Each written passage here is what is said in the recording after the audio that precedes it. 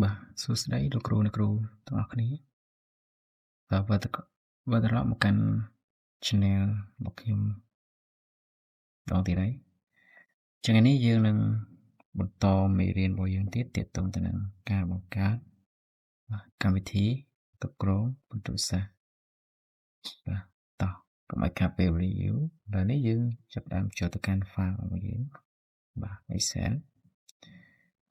នេះគឺជាកិច្ចការដែលយើងធ្វើការពីលើកមុនបាទគឺទាំងរដ្ឋបាលគ្រូអញ្ចឹងកិច្ចការថ្ងៃនេះគឺយើងត្រូវធ្វើបាទនេះបញ្ជីវត្តមានរបស់សិស្សដែលយើងត្រូវស្រង់ពួកគាត់ជាប្រចាំថ្ងៃអញ្ចឹងយើងដើម្បីធ្វើបានយើងទីមួយវាគាត់ទៅចុចសញ្ញាបូទ័រឡើងនេះដើម្បីបង្កើតទាំងថ្មីប៉ុន្តែដោយសារតែទាំងរដ្ឋបាលរបស់យើងនេះពីវត្តមាននេះវាស្រដៀងទៅនឹងបាទទាំងរដ្ឋបាលគ្រូបាទវាស្រដៀងទៅនឹងទាំងតារាងកិត្តិយសនេះដែរអញ្ចឹងខ្ញុំមិនបង្កើតថ្មីទេដោយសារវាយូរហើយខាតពេលរបស់យើងទៀតអញ្ចឹងថ្ងៃនេះយើងគ្រាន់តែបាទ copy ពី sheet ទី2នេះបាទយកគំរូផ្ទាំងមួយនេះដើម្បីបង្កើតទាំងវត្តមានថ្មីមួយអញ្ចឹងដើម្បី copy បានយើងគ្រាន់តែចុចបាទនេះយក mouse យើងដាក់ចំ sheet ទី2មកយើង mouse ស្ដាំវាមួយហើយយើងជ្រើសរើសយកពាក្យថានេះ move or copy បាទហើយយើងដាក់ move to in បាទទៅ sheet ចុងក្រោយគេបងហើយយើងចុច create មក create copy តោះទៀតយើងចុច OK បាទនេះអញ្ចឹងយើងបាន sheet ថ្មីមួយនេះ sheet 2បើយើងចុចពីនេះ sheet ដើមនេះ sheet ក្រោយអញ្ចឹងនេះយើងដូរមកបាទយើងអាចដូរឈ្មោះបានយើងដាក់ថាមកថាបាទទាំងវត្តមានបាទអញ្ចឹង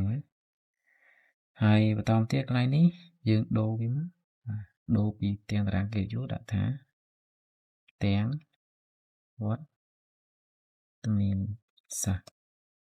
បាទកន្លែងនេះណាបាទបញ្ជីវត្តមានអញ្ចឹងយើងដូរមកដូរកន្លែងនេះបានអស់មកបញ្ជីវត្តមានបាទហើយបន្តមកទៀតយើងដូរកន្លែងខែនេះបាទនេះខែវិច្ឆិកាព្រោះយើងចាប់ដើមរៀនខែវិច្ឆិកាចឹងនេះដាក់ខែវិច្ឆិកាបាទបន្តមកទៀតធ្នូមករាកុម្ភៈចឹងឡើងនេះយើងដាក់មកខែធ្នូ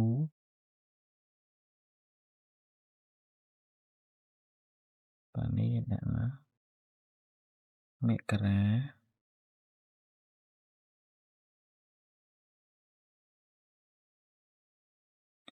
កុម្ភៈ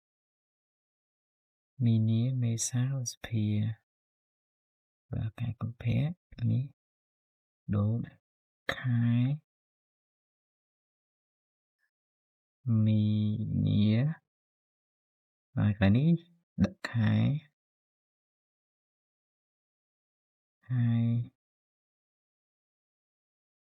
មេសានេះខែឧសភាបាទសភាឧសភាហើយមិថុនាកក្កដាសីហាខែមិថុនាខែកក្កដានេះគឺខែសីហាបាទចឹងយើងអូវាឲ្យស្មើគ្នាមកចឹងអូនេះយើងចុច C មួយមកហើយយើងចាប់ដើមអូមកបាទ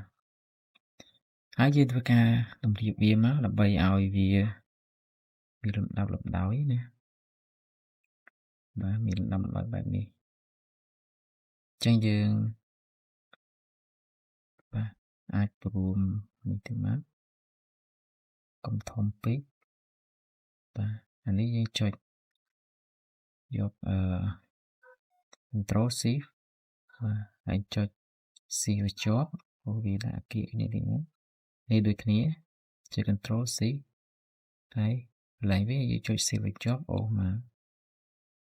នេះដូចគ្នាដែរ Ctrl C ចុច C អូសមកបា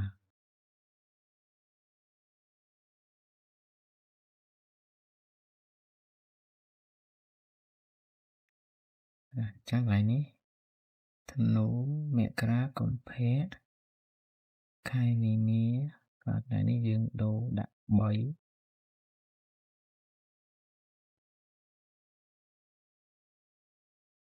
នេះដាក់ខែមីនាอันนี้មេសាឧសភាបាទតមទៀតមិថុនាខែមិថុនា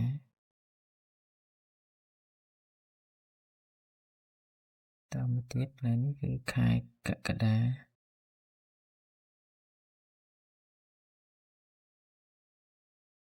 ណាអញ្ចឹងយើងលេខស្មើគ្នាមកបាទហើយចុចតូស៊ីនេះទៀតយើងអូសទៅលើបន្តិចណាទៀតចុច Ctrl Shift តអូសទៅលើបន្ត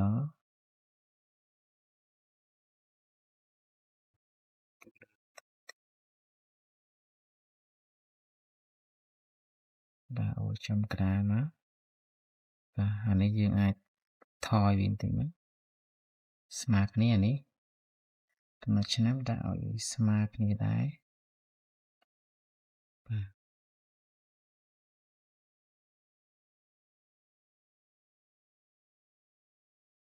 បាទចឹងមកកាប់តែទាំងជីវវិតាមីនរបស់យើងចប់ទាំងនេះ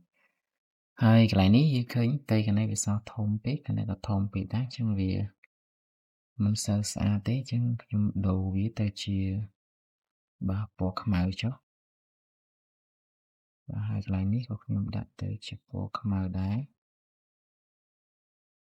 បាទប៉ុន្តែខ្ញុំអាចថែមបាទមួយទៀតចុះបាទកន្លែងយើងឃើញអត់ស្មើគ្នាគឺយើងអាចសេរីវាទៅបាទហើយយើងអាចបាទចុច Select ហើយចុច Ctrl A ហើយយើងដោះនេះចេញដោយសារយើងអត់ទៅការទាញវាទេទាញទៅប៉ុណ្នេះបាទនេះយើងអាចដាក់ចំក្តារបើសិនជាបាទអានេះយើងកាត់វាទៅមកបាទនេះទាំងបញ្ជីវត្តមានរបស់យើងបញ្ចប់ទាំងនេះ